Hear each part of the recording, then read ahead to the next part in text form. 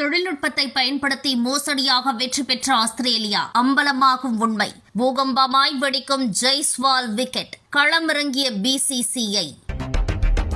India Australia அணிகளுக்கிடையேயான 4வது test ஆட்டத்தில் ஆஸ்திரேலிய அணி அபார வெற்றியை பதிவு செய்துள்ளது. தோல்விக்கு முழுக்க முழுக்க இந்திய அணியின் நட்சத்திர வீரர்களான ரோஹித், விராட் கோலி சரியாக விளையாடாமல் போனதே உண்மை காரணம். இருவருக்கும் இனி வாய்ப்பு வழங்க வேண்டாம், அவர்களுக்கு ஓய்வு வழங்க வேண்டும் என்ற விவாதம் ஒரு பக்கம் நடந்து வருகிறது. இந்த நிலையில் இந்த ஆட்டத்தில் ஜெய்ஸ்வால் விக்கெட் குறித்த சர்ச்சை தற்போது பெரும் பேசுபொருளாகியுள்ளது. 2வது இன்னிங்ஸில் சிறப்பாக ஆடி வந்த ஜெய்ஸ்வால் 84 ரன்கள் எடுத்திருந்த போது பேட் கமிஸ் வீசிய ஷார்ட் பந்தை அடிக்க முயன்று விக்கெட்டை பறிகொடுத்தார். களத்தில் இருந்த 2 நடுவர்களும் விக்கெட் கொடுக்க மறுத்த நிலையில் 3வது நடுவர் அவுட் கொடுத்ததுதான் தற்போதைய இந்த சர்ச்சைக்கு முக்கிய காரணமாக அமைந்துள்ளது. காரணம், பந்து பேட் அல்லது வீரரின் கைவுறைகளில் படுகின்ற அதிர்வுகளை துல்லியமாக காட்டக்கூடிய ஸ்னெக்கோமீட்டரில் எந்த ஒரு அதிர்வும் காட்டப்படவில்லை. இருப்பினும் ஜெய்ஸ்வால் பேட் மற்றும் கையுறையில் பந்து பட்டு விலகி செல்லும் காட்சிகளை அடிப்படையாக கொண்டு நடுவர் அவுட் வழங்கியதுதான் இந்த சர்ச்சைக்கு காரணம்.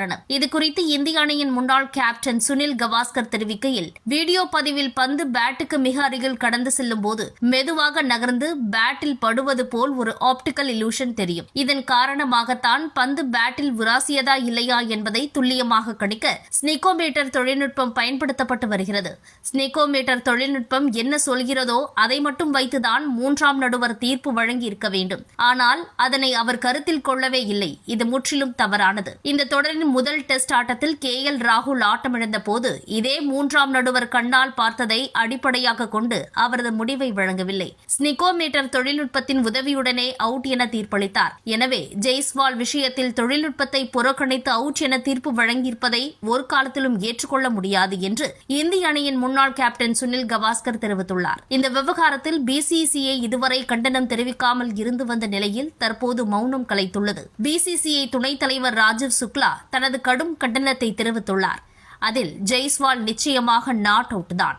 3வது நடுவர் தொழில்நுட்பம் என்ன அறிவுறுத்தியதோ அதன்படிதான் தீர்ப்பு வழங்க வேண்டும் என்று தெரிவித்துள்ளார். பொதுவாகவே கிரிக்கெட் வரலாற்றை புரட்டி பார்த்தால் அதில் ஆஸ்திரேலியா மற்றும் பாகிஸ்தான் அணி வீரர்கள் மோசடி செய்து வெற்றி பெறுவதில் வல்லவர்கள் என்பது உலகமே அறியும். அது போன்ற ஒரு மோசடி வேலையைத்தான் இந்த ஆட்டத்திலும் ஆஸ்திரேலிய அணி செய்துள்ளது என்று ரசிகர்கள் தெரிவித்து வருகின்றனர். கையில் இருந்த ஆட்டத்தை கைவிட்ட இந்திய அணி காரணமாய் வந்து நிற்கும் ஜெய்ஸ்வால். ஆடியது போதும், ஓய்வெடுங்க ரோஹித்.